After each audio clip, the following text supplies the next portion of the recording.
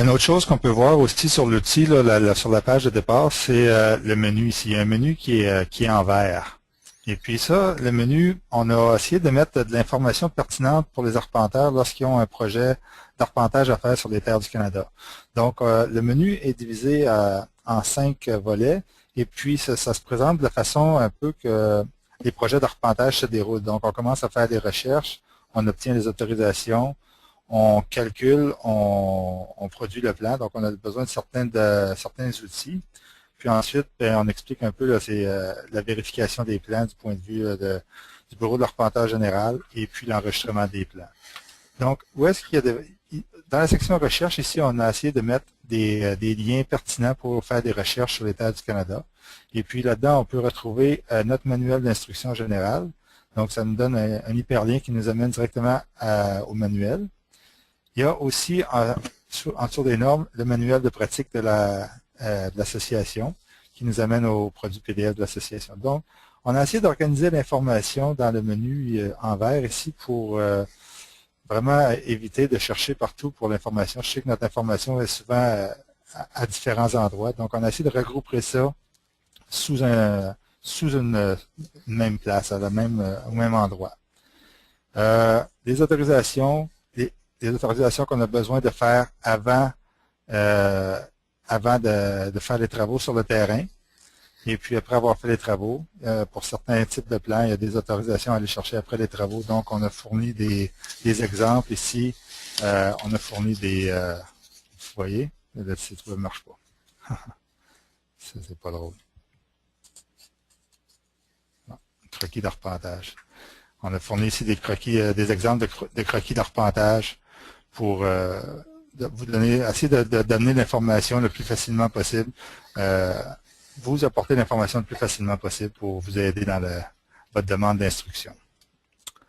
Il y a des outils aussi. Bon, je vais vous laisser regarder les liens là, de votre ordinateur, mais si vous voyez qu'il y a des liens qui devraient être ajoutés, faites-nous le savoir. S'il y a des liens que vous croyez inutiles aussi, dites-nous-le.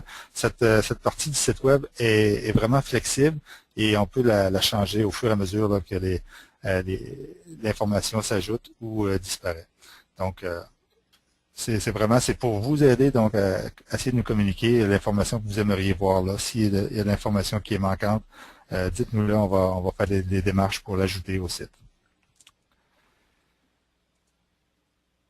Donc, on serait prêt à commencer une session. Avant d'ouvrir une session sur le site, j'aimerais juste vous présenter qu'est-ce qu'on planifie faire aujourd'hui, le plan de démonstration.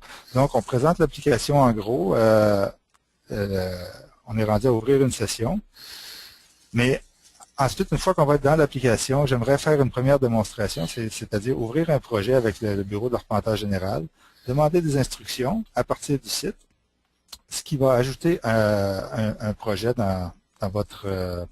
sur votre page profil. Et puis, vous allez pouvoir ajouter un document d'arpentage et vous allez alors avoir accès aux cartouches de signature et si vous avez à demander des corrections aux instructions, c'est à ce moment-là qu'on va pouvoir le faire. Je vais passer à travers chacune de ces étapes. Ensuite, on peut ajouter une liste de vérification au document d'arpentage.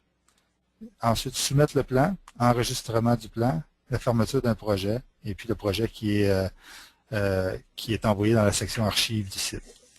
Pour vous démêler ici, là, je vais aller directement en bas. Le site est organisé en projet et en document d'arpentage. Donc, pour un projet que vous allez faire, un projet d'arpentage, vous allez obtenir un numéro d'arpentage et puis un projet est fait pour un type d'arpentage. Un type d'arpentage, c'est, pour être simple, c'est les différentes sections du manuel d'instruction. Donc, la section D1, c'est pour les arpentages officiels. La section D5, c'est pour les arpentages, les plans d'enregistrement. Donc, ça, c'est un type d'arpentage. Pour chaque type d'arpentage, on peut ajouter des documents d'arpentage.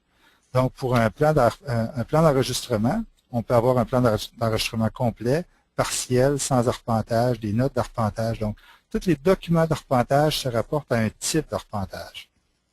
Donc, c'est ça ici que je voulais illustrer un petit peu, c'est que les projets sont vraiment organisés. L'information sur un projet, c'est vraiment le numéro de projet, le type d'arpentage, Et puis, c'est un arpenteur par projet et les instructions se font au niveau du projet.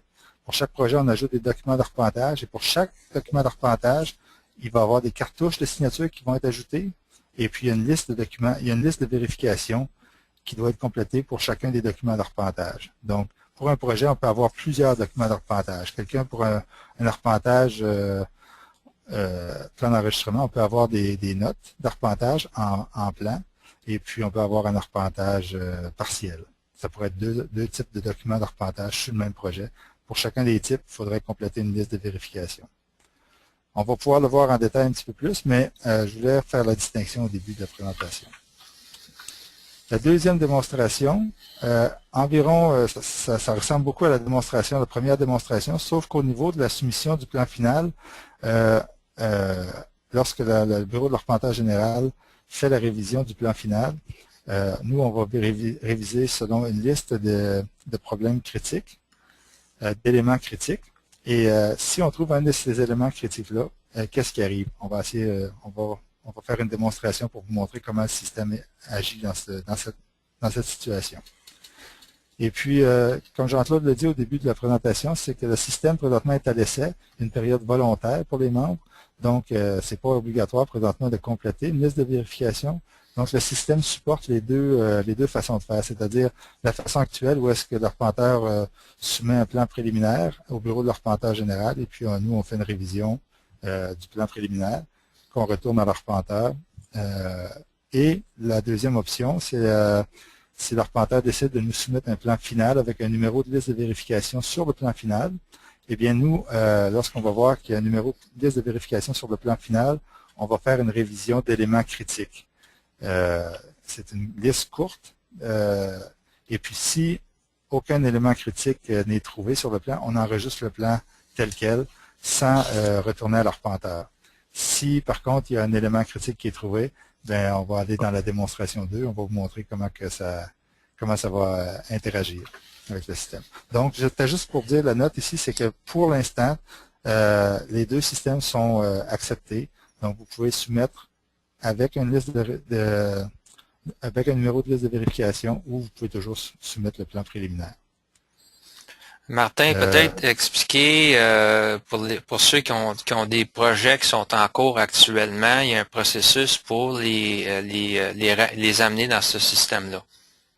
Oui, j'ai parlé avec José Bastien aujourd'hui du Bureau de Québec. Et puis, pour permettre aux arpenteurs de pouvoir tester l'application, si vous voulez, vous pouvez demander au Bureau de Québec de créer un nouveau projet. Donc, si vous avez un projet en cours, ces projets-là ne sont pas, on ne peut pas ajouter de liste de vérification sur des projets qui ont été créés avant le 16 mars. Donc, si vous avez un projet qui a été créé avant le 16 mars, il n'est pas compatible avec la liste de vérification.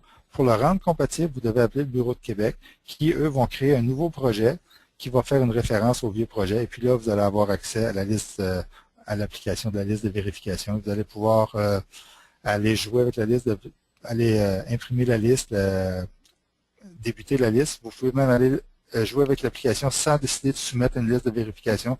Donc, cette flexibilité-là vous permettra de vous familiariser avec l'application de la liste de vérification pour pouvoir vous faire une idée avant le vote que Jean-Claude a parlé, qui devrait se faire au mois de juin, Jean-Claude? Au mois de mai.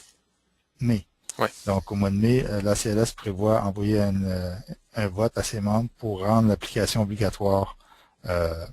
Mais on veut que les membres puissent avoir accès à l'application, puissent jouer avec l'application. Donc, si c'est votre cas, vous devez envoyer une demande au Bureau de Québec qui va rendre vos projets compatibles avec la liste de vérification.